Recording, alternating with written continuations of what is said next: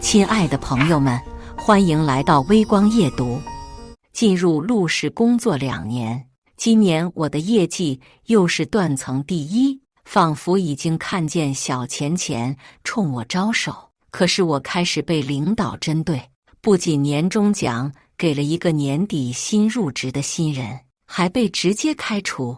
第2天，我出现在公司，没等领导出言嘲讽，笑盈盈伸手：“你好，我是陆悠悠，陆氏独女，带陆总裁过来参加年会。”接下来开始我们本期故事，记得点击订阅并开启小铃铛。12月结束的前2天，我手里的项目也顺利完成，第一笔款已经打到公司账上，我长吁一口气，这一年完美收官，心里计算着年终奖，大概可以给爸妈一人一个小礼物。我满意点点头，这一年也算没白忙。悠悠姐，今年过年去哪玩啊？开口的是刚入职1个月的刘莹莹，今年刚毕业，比我小几岁。我负责带她，会看眼色，也会来事。平时我们也会聊聊八卦啥的，就在家过吧。我父母这一年都在外头工作，也没怎么回家。过年了，在家吃一顿团圆饭。他捂着嘴笑笑，也是挺不容易的，一年都见不到父母一次，不像我天天回家。过年我准备去摩洛哥，用不用帮你带点东西？我听得不是很舒服，表示感谢后，假装忙碌不再理他。下班前收到公司要开年终大会的邮件，时间就在周5下午。我挑了挑眉，小钱钱，姐姐要来了，业绩超额完成。我心情好了，既有心情化妆，也有心情打扮，还能给每个人好脸色。我哼着歌接过咖啡，准备回工位。陆悠悠，你这笑都要咧到耳后根了，收一收。谁不知道你今年又是销冠？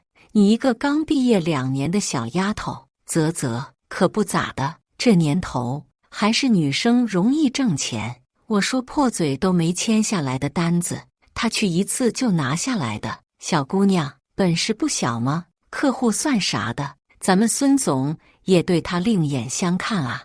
你看哪个进去的不是被骂得狗血淋头？只有她天天笑嘻嘻出来。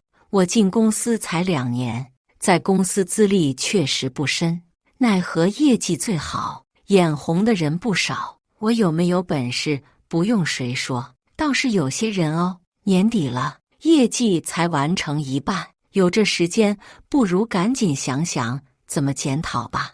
我只是说给每个人好脸色，不代表随便让人欺负。哼，销冠又怎么样？你能有钱拿再显摆吧。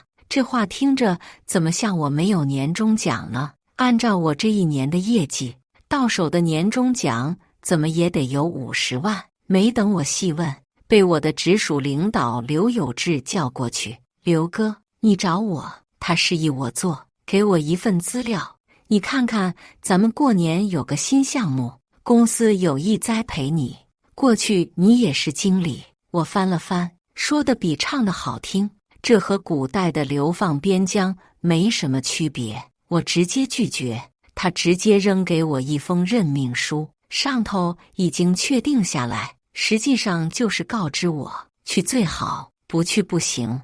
沉默半晌，我才开口：那谁接替我的工作？刘有志微微一笑：刘莹莹，正好你带的她，回头和她交接一下就行。不过有些事她要是不懂，你还得多帮忙帮忙。我把纸往桌子上一扔：谁说我要去了？我不接受，你们找别人吧。我是疯了，放弃我现在的人脉，去挣那几万块。陆悠悠，你这是什么态度？这是公司商量后一致决定的，不是你说不去就不去的。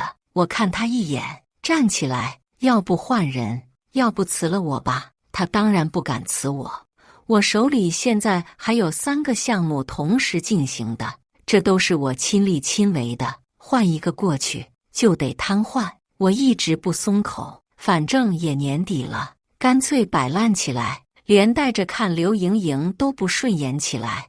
她对我倒还是依旧热情，也是因为这样，我反而发现之前不曾发现的一些细节，比如她对我的关注过于多了，基本每次转头都会看见她。我才不信她的口红好看的拙劣理由，虽然没有什么证据，我还是上了心。我又被刘有志叫走，想起没拿手机，回去的时候看见刘莹莹正在我电脑前浏览着什么，这俩搁这和我玩调虎离山呢。我干脆任他看，直接过去，依旧是老生常谈。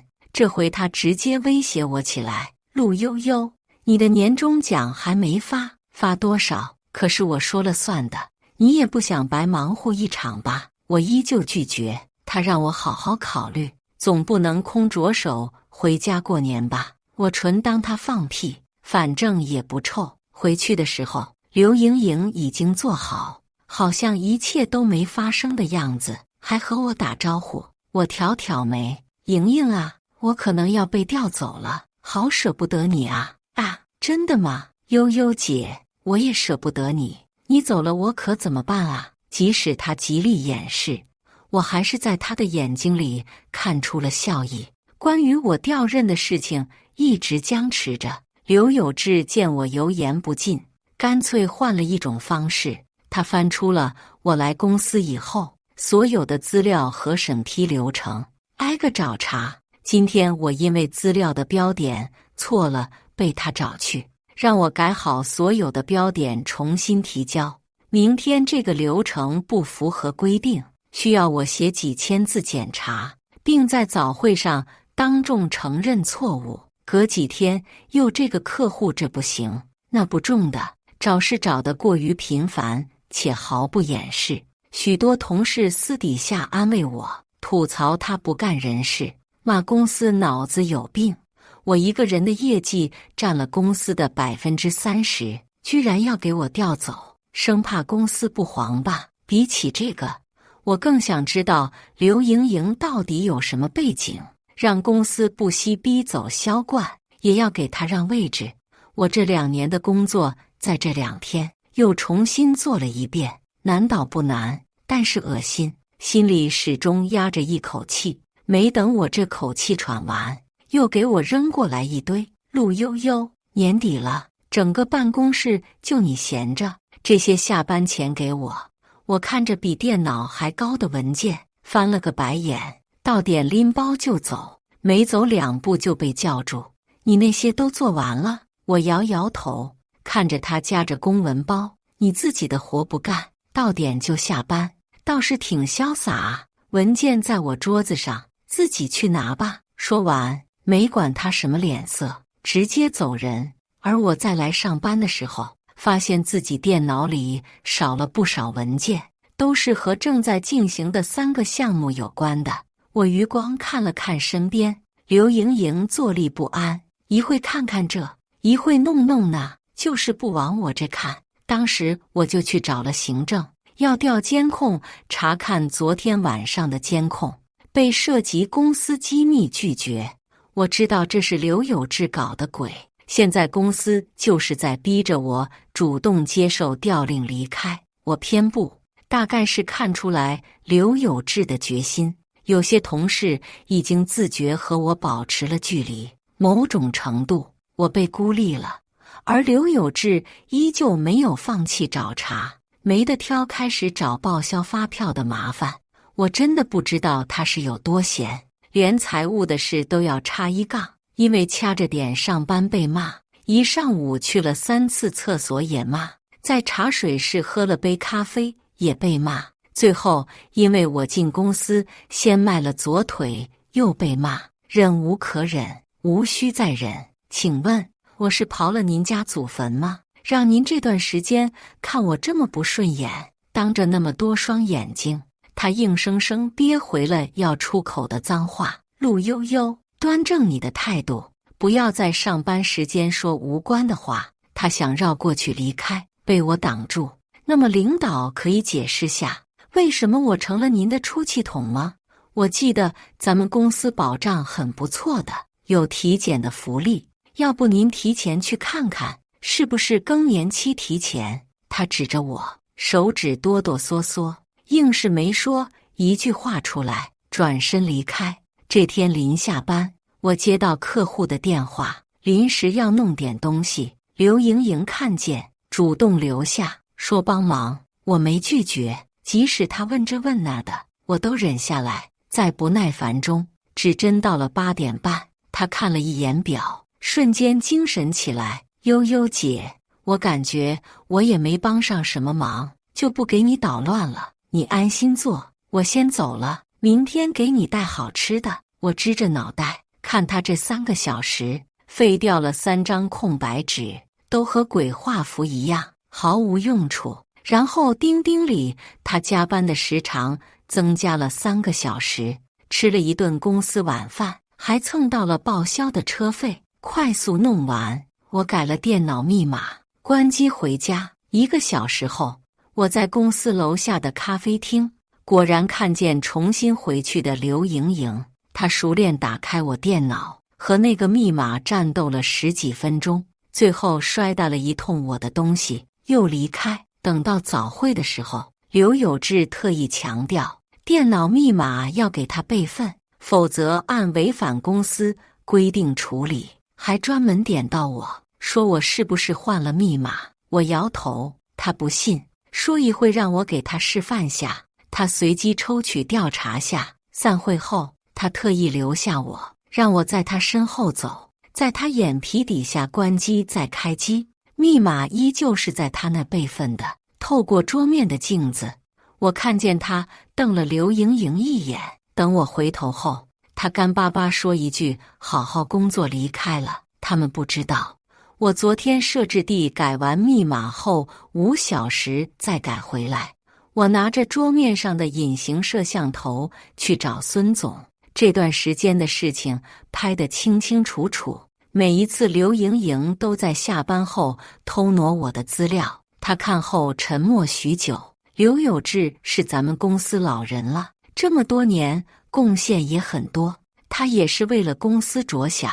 你还年轻，去分公司说不定是一个更好的选择呢。我点点头，微笑着退出去。煎熬的一周总算到了周五。那么2024年表彰大会现在开始，你们准备好麻袋了吗？等到我就空着手，看着眼前那几沓现金，也就几万的样子。李姨看了一眼，面露难色。悠悠姐，这个就是您的年终奖。正好刘有志走过来，怎么样，后悔了吗？拿出手机，我找出计算器，噼里啪啦一顿按，指着上面的数给他看。我年终到手，怎么也应该是这些吧？现在连个零头不到。他笑笑，拍拍我的肩膀，年轻人不能太倔，你可以不听公司安排，那公司自然也有自己的法子，你说是吧？我皮笑肉不笑，所以公司就准备拿着几万块打发我，然后再给我赶走当苦力，是吗？他没说话，表情已经代表一切。我看了一圈，直接抢走主持人手里的麦克风。作为销冠，我对年终奖有异议，可以请我的领导刘有志帮忙讲一下，为什么缩水了10倍吗？底下的声音瞬间安安静静，所有人都看过来。他猥琐冲领导们那边笑笑，一屁股挤走我。咱们的陆悠悠销冠太过开心，喝的有点多了，一切都是合规合理的。快上来2个人把你们陆姐带下去醒酒。上来2人，冠会捧他臭脚的，连拉带扯想要给我带下去，被我咬一口，嗷一声就不敢再拽我。刘莹莹一个新来的实习生，这么多，我怀疑你们有不正当关系，我需要一个理由。他眼神闪了闪，你还好意思说？人家新来的天天加班，每天都8点半之后才走，哪像你要不不来，要不天天踩点，这是什么奇葩逻辑？我一个销售，天天坐着等着天上掉馅饼吗？那你的意思，回头我买张行军床，天天住这，怎么也得给我发个1000万是吗？他脸憋通红，一个字没说。最后还是孙总站出来说会给我一个结果，大会才能顺利下去。而我下去后不到5分钟就收到了被离职消息，半个小时后我收到了自己在办公室的个人用品，直接被赶了出去。闹吧，有几万就收着吧，你真以为治不了你是吗？明天你就回家抠脚吧。我反而安静下来，这也是孙永志的意思。哎呦，你现在都叫孙总大名了，你太拿自己当盘菜了。你以为孙总会站你这边？有些人不是你能搬动的。哈哈，我当着他们的面打了3通电话，叫停了手头的3个项目。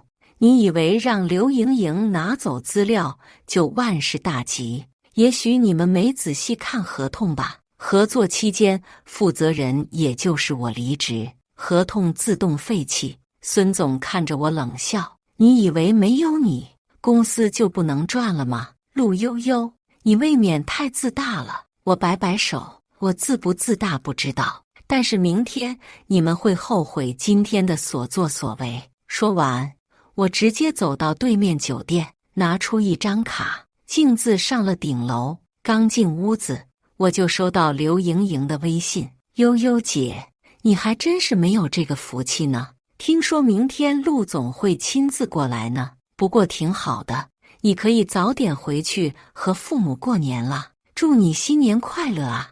我回了个少管我的表情包，结果发现自己被删了，多少有点期待明天的场面了呢。不用赶早高峰，我睡到自然醒，真是美好的一天啊！我看了看时间，年会的时间在下午2点，收拾收拾差不多了。刚出门，我就看见对面酒店门口那个欢迎陆总莅临光临的充气拱门，拍了一张照片发到家族群，看着群里2个无语的表情，看来不是我的审美问题。闺女，这排场满意不？我看着面前的5辆黑车，嘴角抽抽，再看看直线2条街的距离，我思考了3秒，还是上去了。走过去显得我很没有面子，哪有车队拉风？孙永志带着各个总已经在等着，东张西望，看见黑车眼睛一亮，但是看见下车的是我，眼神从怀疑到鄙夷。怎么，昨天被赶出去感觉很丢脸，今天还要找回场子吗？还租了5辆车，你几万块都不够用的吧？不对，昨天你1分钱没拿到，要不我让人给拿下来，好歹也辛苦1年了。几人看着我的眼神都是嘲笑，唯一没有笑意的是刘莹莹，她大概也笑不出来。我今天这条裙子，她这一身连零头都不够。她拉着我：悠悠，你这又是何苦呢？装这一次，你这回去的过年的钱都没有了吧？你父母1年在外头也挣不多少吧？倒是多谢你关心了，挣的也不算多吧，几万的万倍是有了。我记得今年陆氏的股票还升了几个点吧，不多不多。我拿起手机举起来给大家看，打个招呼吧。由于陆总这1年过于操劳，1年都没回家，特让我代替他过来参加年会。看着几人面色各异的表情，我笑笑，重新介绍一下我自己：陆悠悠，陆氏唯一继承人，被赶出自己家公司的销冠。随着我每说一个字，孙永志等人就白1分的脸。刘莹莹脸上的惊讶已经凝固。不请我进去吗？孙永志赶忙开口：当然，当然，您请。我走了几步，停下来，盯着孙永志，他已经不自觉开始各种小动作。我还是喜欢你昨天的嘴脸和骨气，是不是啊？刘总，刘有志突然被叫，惊得一激灵。是，小陆总，你说的都对。我笑笑，你们不用太紧张，我就是过来参加个年会而已，参加完我就离开，毕竟我已经被辞退了，也不是陆氏的员工了。孙永志陪着笑，这说的哪的话？这陆氏哪不是您的？您想待多久待多久。我摇摇头，不了，这陆氏离了我照样转，我也没那么重要的。看着几人越来越低的头，我看看刘莹莹，她立马躲开我的眼神，这就无趣了。我进去后，前同事们一脸懵，看见孙永志对我这态度，更是感觉眼睛都睁大了。被簇拥着上台，朋友们又见面了。今天我盛装出席，只是为了拿回我的年终奖，不知道还在不在。孙永志脸都要埋到舞台下，我后退一步，做了一个请的姿势，听他在那介绍我，底下的表情更是千姿百态，一道道目光有好奇，有打量，还有欣喜。我上台一丝一丝说了几句，毕竟代表着陆总，各位的付出，陆氏都看在眼里，陆氏不会对不起大家，大家的每一份付出都会有回报的。今天是个好日子，请大家尽情享受吧。下面雷鸣般的掌声映衬着台上其他人的不安，我让出话筒，感觉有点神奇。昨天我还因为抢不到而气愤，今天只要我想，我能一直说，一切不过是因为我的身份变了。后面发言的人一个比一个简短，我看那发言稿上的1/2都没有说完，大概是没有心情吧。讲话结束后，节目正式开始。说起节目，差点我也在台上，不过因为太忙，我根本没有时间排练，选上又被刷下来。我当个笑话讲给孙永志他们听，他们又是一阵冷汗。眼见着差不多了，我打了个招呼，提前离开。我相信即使我离开，他们今天也不会安宁。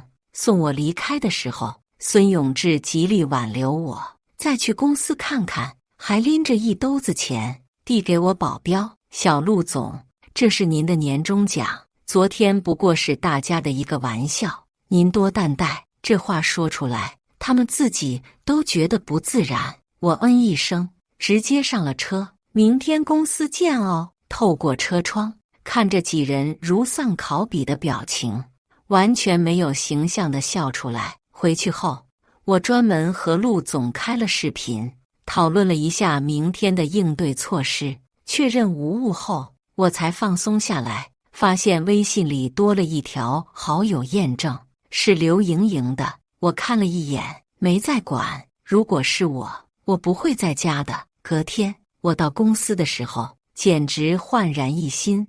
我待了2年才知道，原来公司是有公服的。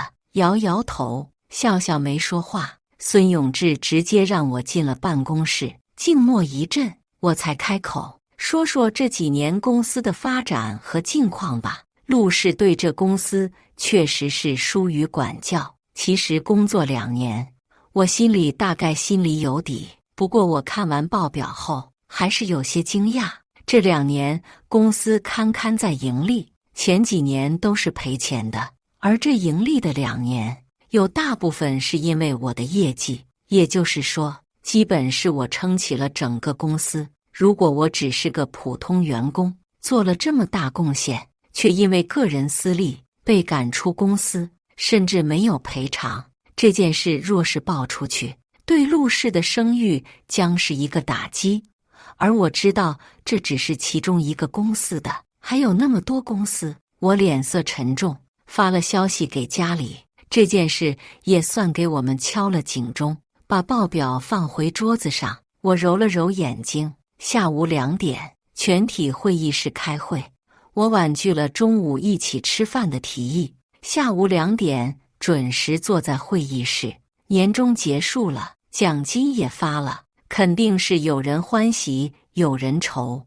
我刚刚看了一眼报表，咱们公司曾经一直是亏损状态，这个情况下势必是要裁员的。孙永志几个人不太明显松了一口气，大概觉得自己不会被裁吧。而普通员工明显开始担忧、慌乱。我昨天翻了下员工表，从公司成立到现在，目前这些领导层只有一个换过，还是个高材生。那时候公司还能盈利，之后就落日薄山，里头没有猫腻，谁信呢？这都不是陆家的公司，而是他们这些人的私有财产了。大家也知道，我在公司2年了，虽然不能说对每个人了如指掌，但也都心里有数。也许你是故意的，也许是被逼的，没关系，是人总会犯错的，我们允许犯错。有人抬头看我一眼，又快速收回目光。我看大家都带本子了，正好我们进行不记名纸条，你可以自我反省，也可以举报他人，当然自夸和夸赞他人都可以，或者关于公司的改革提议等等。这个公司的未来就掌握在你们手里，对我来说无所谓，不过是一个公司，我赔得起。但现在的环境，找工作应该不容易吧？已经有人开始动笔，有一个带头的，其他人都跟上。孙永志几个领导互相递着眼神，我支着胳膊，怎么？几位是决定离职了吗？怎么不写？刘有志指了指自己，啊，我也要写吗？我似笑非笑，你多傻！你要是准备离职，就不用写了，我会好好给你开个欢送会的。他动动嘴，发现自己没有纸笔，尴尬笑笑，几人都跟着出去拿。等人都交上来，我把手里的 U 盘递给秘书。听说咱们公司监控都是保密级别的，我不知道这个规定是谁定的，但是可以给你们分享一些好玩的。屏幕上放着刘莹莹在我电脑拷贝的视频。她从进入公司开始，就每天都加班到8点半，然后偷偷挪走我电脑的资料。第一次给她打电话的人就是刘有志，他有我们电脑的密码，一切都连起来。这只是其中一段，甚至还有更劲爆的。不过一个100多人的公司，什么牛鬼蛇神都有。有些人啊，我给你留面子，也不想污染咱们同事的眼睛，我都应该管你们要精神污染费。我环视过去，一个个看着光鲜亮丽的，私下里那么烟杂。当然最后要说的是关于我的年终奖引出来的分配问题。这个问题总公司也特别重视，目前其他公司也开始自查。投影上显示了一张纸，那是刘莹莹和刘有志的 DNA 鉴定。我都想过他们俩有不正当关系，也没想到他们居然是父女关系。我记得刘有志的资料上，他只有一个还在上高中的儿子。那么刘莹莹的身份不言而喻。看着刘有志和刘莹莹红白变化的脸，我笑笑。当然，这是他的家事，咱们公司不管。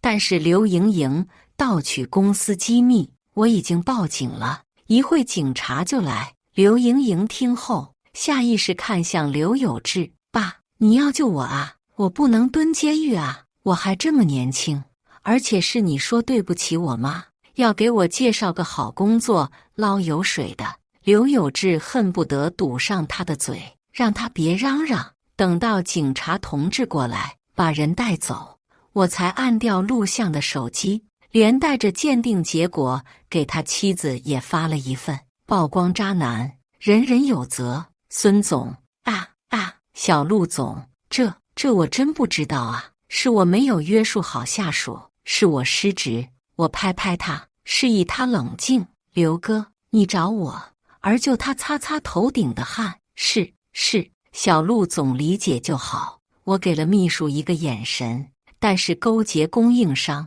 吃回扣、接受贿赂这些，不知道孙总怎么解释。他噌地站起来，又跌坐回去。过几秒，他眼神变得狠厉起来。这些都是污蔑，因为我和你有过节，你怀恨在心。我知道了，你就是想赶走我，又不想赔偿，这就是个阴谋。我往后一靠，你也不用觉得我一知半解的，无所谓啊。我已经告知总部，他们自会派专门的督查组。我不懂，他们可是很专业的哦。投影还在继续，在座的领导层没有一个是干净的。他们沆瀣一气，谋夺公司财产，这些字会一笔笔清算。这场会议结束之后，我收到10几封离职申请，一一点了同意。秘书一脸不解，现在离职的都是心里有鬼的人，就这么放他们走吗？我叹一口气，已经年底了，这些都是普通员工，他们最多也就跑个腿，带个话，都是讨生活的人，本就没有什么油水，再赶尽杀绝，对我们反而更不利。我可不想走在路上被人捅或者被人泼汽油，虽然这个概率很小，但是得人饶处且饶人。本来我也没准备对普通员工怎么样，公司还是得开的。要是我爸知道我把公司干黄了，大过年听他念经我可受不了。领导班子全军覆没，我暂代总经理职位，重组领导班子。那些交上来的悄悄纸条，虽然很多都是彩虹屁或者没什么参考意义的，但是也有那么几条非常中肯。我根据自己的了解，再加上纸条上的推荐，暂时定下来领导班子，欢迎全体监督，也欢迎竞争上岗，干脆直接开通一条专门邮箱通道，接受举报、建议等。领导班子上任第一件事就是重新审查年终奖及各项福利的合理性。幸好总体还算可以，受伤的只有我。谁让我是销冠呢？有人戏称我是出头鸟，舍我成全大家。人员安排定下后，我又开始重新定制规章制度，在原来的陆氏总部的制度基础上，根据公司具体情况更改。首先，我就完善了行政的诸多权利。当初的行政仿佛上学时查纪律的小组，上纲上线，还有加班制度，没必要不加班，毕竟商用的水电也很贵的。强烈谴责刘莹莹这种情况，具体细节交给新上任的行政去办，也算是一个考核。2天后，专门的调查组到达。原领导层被辞退是板上钉钉的事情，只是他们依然要为自己曾经的所作所为付出代价。就像刘莹莹一样，她拷贝的都是属于商业机密，已经构成犯罪，和刘有志都已经进去了。而我也觉得庆幸，不过50万就挽救了一家公司，也在陆氏的公司开启了一轮新的自查。这比我成为销冠更重要，更有意义。我摸摸下巴，考虑着下次去哪个公司摸底。感谢大家的观看，本期故事精彩吗？欢迎大家在下方评论区吐槽。如果你喜欢这类故事，记得点击订阅微光夜读，并分享给更多的人，这会对我帮助很大。再次感谢大家的观看。